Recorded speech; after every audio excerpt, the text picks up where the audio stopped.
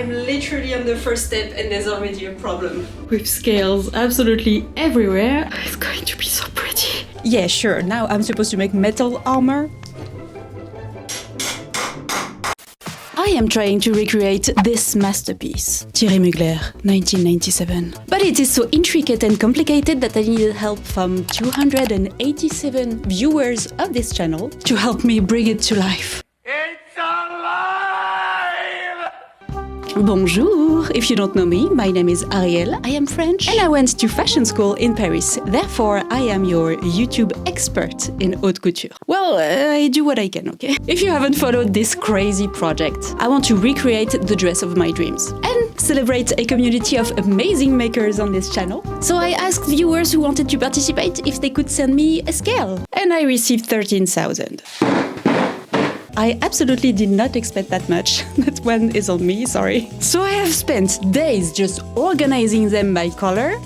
I prepared an attack plan to make my own version of the Chimera with those scales, drafted my own pattern and made a wearable mock-up.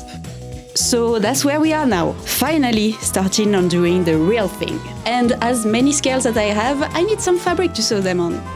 And that means, let's go shopping in Paris. Let's go. I made a quick stop at the Paris Games Week because I have a friend who made a video game and we made some props for it. This is not very comfortable. This is what I see. But that is a sneak peek for a video in January. For now, let's go to the best shop in Paris, which is this tiny one here. It's mostly notions, but it's where like all the professionals in the district go. Excellent prices, highly recommended, 5 stars. I can totally see it. Lies. And now to the fabric district, which is on top of a hill. Oh no!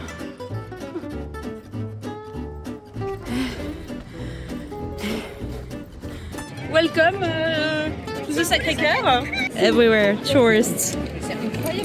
Don't do that. I absolutely love the miniature mannequins in this shop. As usual, I spent way too much time looking at all the fabric available. But for once, I was very good and didn't buy anything that I didn't need, even though I was very tempted. I bought very good corset canvas and a lot of very strong horsehair fabric. Both very technical fabrics and very expensive ones. Also, I needed shoes for this dress. Let's hope I can walk in those. And it was nice to hang out in the fabric district with new friends. Vous restez naturel. Hello!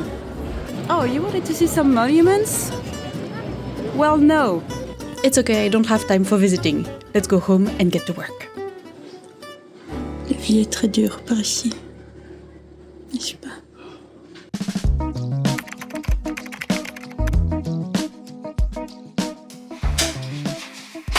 Okay, let's start cutting. I'm going to start cutting the horsehair to make the skirt. The skirt is underneath the corset, so it's the best way to start with this piece.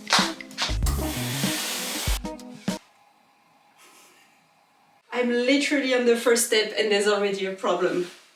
This shrinks! Oh no! This is iron, this is not, and you see those wrinkles. It's not a lot, so I'm going to heat it up as much as I can now. And afterwards I have to be very careful and almost not iron it anymore. I did buy more fabric than necessary. This is in case I have to recut some pieces. There are no stores nearby. I am definitely filling the room with humidity. As you can see here. Shtoing. I can roll the fabric so it doesn't get wrinkles. And also for storage. I think it's not a bad idea to have too much fabric for those technical ones. They can be used in many different projects. The pattern is self-drafted. It's in the previous video if you haven't seen it. I made a few changes from the original. You can't really see it, but I've cut the main pieces. It's all transparent, so you barely see them. But this horsehair fabric, although it's pretty strong and resistant, it also... Look, it frays a lot, so I'm going to serge everything before moving to any more steps. All pieces have been overlocked. This is just pinned on the mannequin, but I I don't know, it makes me want to try to make a transparent dress. It looks like the ghost of a dress. That is kind of cool. But these pieces are not finished, there's more prepping to do. Sleeve! Let's add some grosgrain to make it stronger. One from the top of the sleeve and one from the bottom. I'm also adding a horizontal one because you know the sleeves are going to be covered in scales on both sides. The inside will be attached to this level and here will be just the lining. So this is to add strength on this layer.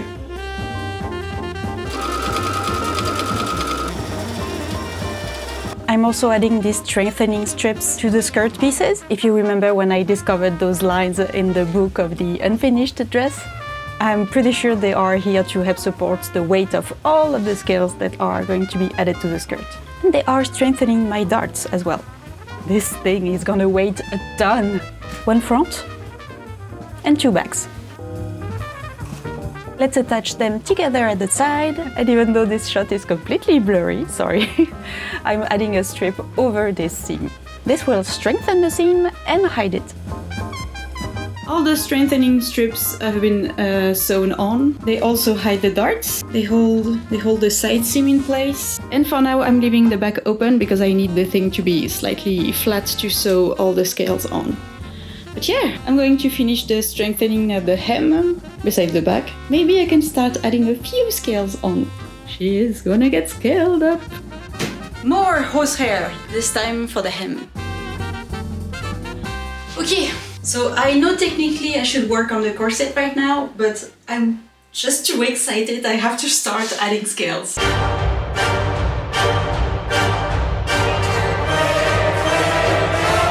I've tried to make some plans in Photoshop. I know I want the darkest color here at the bottom of the skirt, so I just took out the black. I'm taking out all the black. I made some piles with scales that are identical. I'm putting aside the ones that are the most intricate and most delicate, so I don't put them too close to the bottom. I don't want the beads to get like snagged off. So pretty! So here are officially the first ones. It's starting! I'm so excited! I think I'm gonna go with a black side triangle and see where I go from there.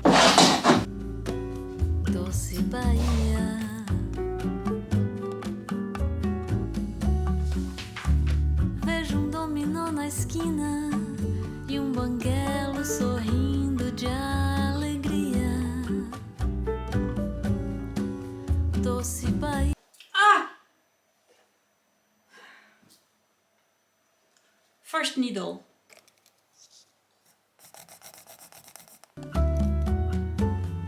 No alto da ladeira, aperitivo e piscina, enquanto na ondina tem jacaré e capelinha. So I only have this much left for the black big scales. This is all the medium and this is all the small. For the skirt I'm only adding the big ones. Here's the advancement. I have to fill it up a little bit more here with the black. I'm trying to be symmetrical, and also I put the most golden ones here because the center is going to be gold. But yeah, that was only like 3 hours. Maybe this will go faster than expected. I don't want to get my hopes up because this is the kind of things that never happens. Second needle broke. Okay, so now two options. The black will turn into gray over here and the center will be gold. So gray, starting with the darkest ones, or gold, also starting with the darkest ones. I think I should do the center and spread it out. Let's go, new box! Gold!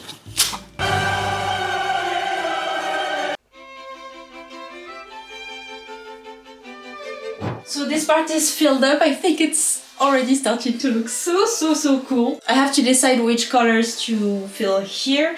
So I think I'm not going to use the gold that is lighter than this for this part. So it still blends with the black and maybe the gray, maybe some brown on the sides. Yeah, I'm going to focus on this part. I've put on like the brightest gold ones that are kind of in this shade. They are just pins right now, so I'm going to sew them and then I can expand because I don't know exactly which color, which shade is going to match everything.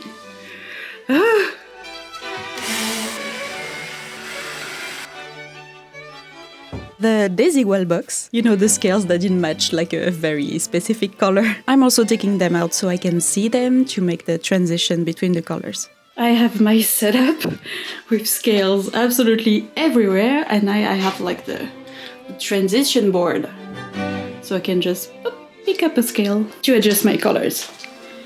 I'm trying to decide where to put the colors, never mind those little lonely scales. But in a way, I think like the disposition of those scales are a bit too regular, so although I thought I would have the skirt be only made of the big scales, I think I'm gonna mix with the small ones here and there. That way maybe I can continue the black a little bit with the medium scales. I think having two dark lines on the side will be much better.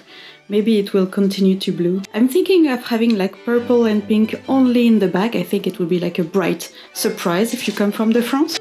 And the front will be just blue-green with the pops of red. And the back is like pink and purple. I don't know, I have to design again.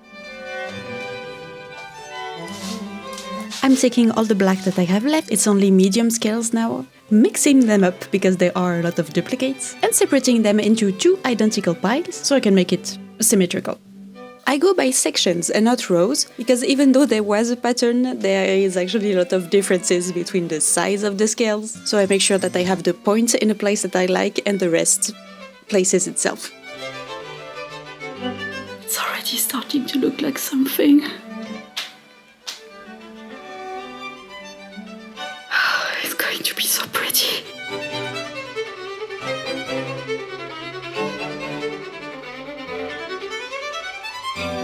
I've drawn a few lines with threads, so I can kind of color between them. We're gonna start purple over here, blue over here, and the gray to blend the blue, the black, and the purple. I think it's going to work. And I think I want some pink going into white, but I don't exactly know. I need to have the top a little bit more figured out for that, so we're just going to work on the bottom of the skirt for now. I just need an extra table. I got this from the garage. Perfect.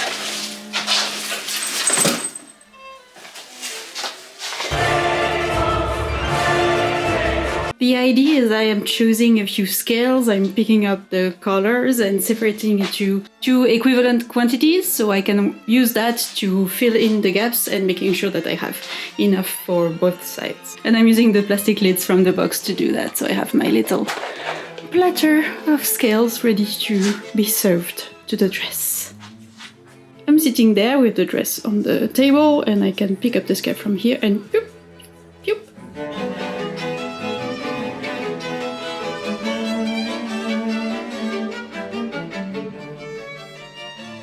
Transition from purple works a little bit less better than the transition from gold, but still I'm kind of managing with filling this up with grey. I wish I had more black, but it's fine. It is going to be so pretty. I can't even. I'm sorry. Okay, I've cleaned up the space, I've cleaned up the scales, everything is back in boxes. Now the leftovers are two colors in one box, which means I've used a lot. You can imagine that it is finished, but it's not. So if I want to keep going up with the blue and the pink here, I just need to know what the situation is going to be here. So it is time to work on the corset.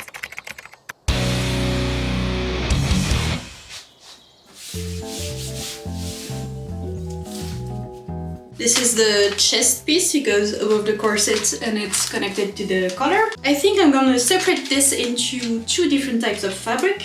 The collar is going to be rigid, so it stands up on its own and it's not like around it will be also rigid. But between the rigid corset and the rigid collar, I think I'm gonna add on the front and the back a fabric that is stretchy, so I can have some movement like this, being able to slouch a little more or just stretch. It will make the construction a little bit more complicated, but I think it's worth it. So this part rigid, this part stretchy. I've added 1 centimeter all around, just for security. I might cut it off later. they are all pinned together. This corset canvas is very, very strong. It's perfect for making corsets, even though it is kind of expensive.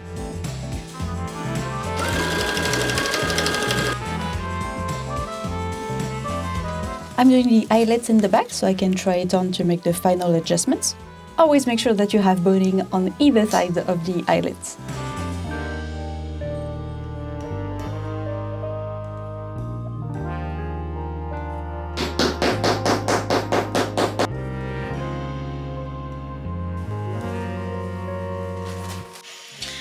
Okay, I don't see any major issue. So I'm going to make the boning channels and cut the bottom off and add the bones, and we'll see how it fits.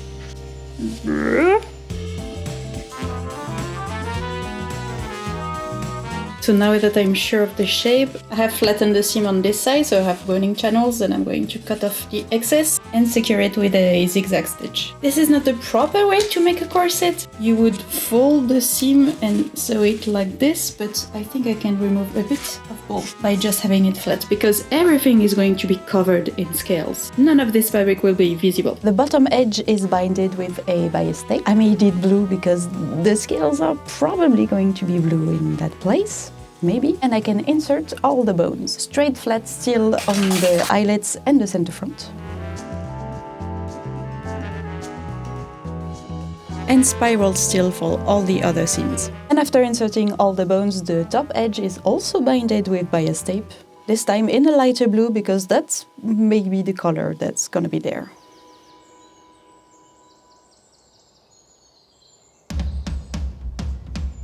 The abdomen on the original seems to be made of metal. I think it's brass. So that's what I'm going to do. I've only worked once with metal, but I forge a lot of stuff in video games, so I'm basically an expert.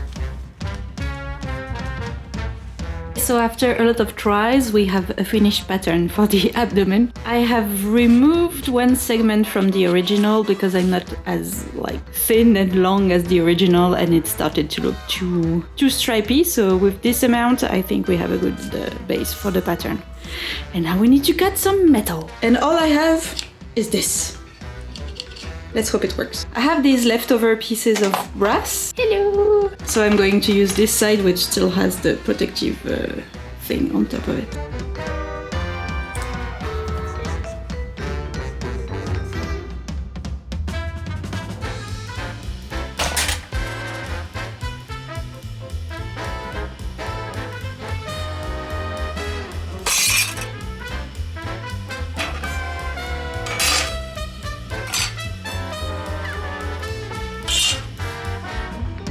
The pieces are cut. My hand really hurts. But unless I mess this up, there's no more cutting. I've done some testing. I think on the original the edge of the metal is folded like this, so I tried it a little bit, but it gives so much texture. I don't know if it's a good idea to do that, and also it's really difficult, especially if I have corners like that, so I'm not sure I have the right tool for that. But also, with a bit of grinding, the edge looks like that, which I don't think looks so different as this. And also I'm using 1mm metal, so it's not that easy to shape. I think grinding and polishing the edges will be the better idea. Now for the little ridge thing. I've marked where I want to add it. This is the inside of the piece. We still have the protective layer on the outside. So the idea is to use this. And this, and some leftover wood. It had already some holes, so with just a little bit of polishing, I have a few different triangle shape, and I can force the metal into that, but also the wood is a bit softer than the hammer, so it shouldn't mark the metal. And I think it works pretty well. This was the first try, second try, and third, and I think this one looks very nice. There's not too much bumping, there is not a lot of texture. You can see the mark of the hammer over here. Another try was this one with just the hammer, and you can see all the texture of the hammer, which is also interesting, but not for this project. I want to make things with metal now. And this one, I wanted to see if I just made a little triangle, I could shape it into place without being folded all along like this. But it works, huh? It works. But I think this will look better. Let's get to work!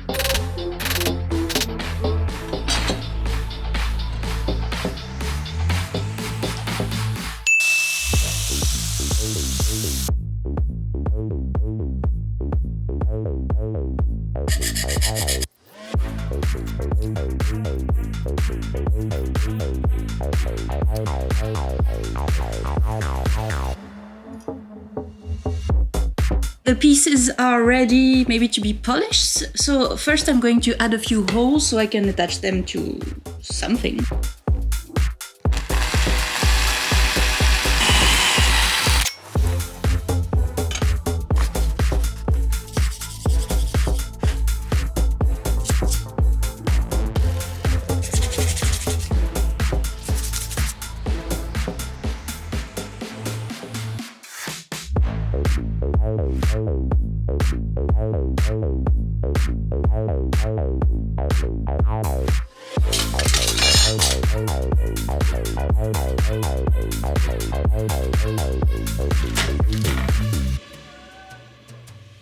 And the cat. Tu peux partir. Oh bah oui, je sais, mais bon.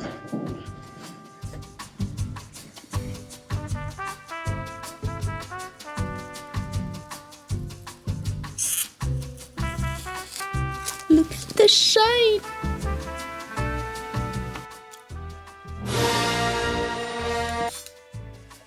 I am so happy with this result. I think it looks so good. Is it an exact recreation? No, but my dress is going to be different anyway. It is going to have its own personality. After all, it is made with the work of all the people who participated. Remember that it is 287 different people from around the world. It's making me emotional just thinking about it. I am leaving for the US in 2 weeks. I'm literally finishing this video 1 hour before I have to post it. And then I have to go back and finish the dress. My whole life is just doing this. If you want some secret updates about how it is advancing, I post all my work in progress on Patreon. I don't even have time to open Instagram. Anyways, I need your opinion on something. I will try to edit and post a video while I'm in the US. I've never done like traveling editing. I want to make like smaller vlogs about all the things that I'm going to discover in the America. But for the final video about this dress, it's going to have to wait after the trip. I want to edit it all nice and with a lot of pictures of the finished project. I prefer to use my rushing time to make sure that the dress is nice and finished and not editing a video that is not going to be up to my standards. So the final video about this will be in January, because in the meantime, I'm taking it in an adventure, which I'm excited to make videos about. I hope you will enjoy those little vlogs. Don't forget to subscribe to make sure you don't miss the end of this absurdly grandiose project. And thanks for watching! Bisous!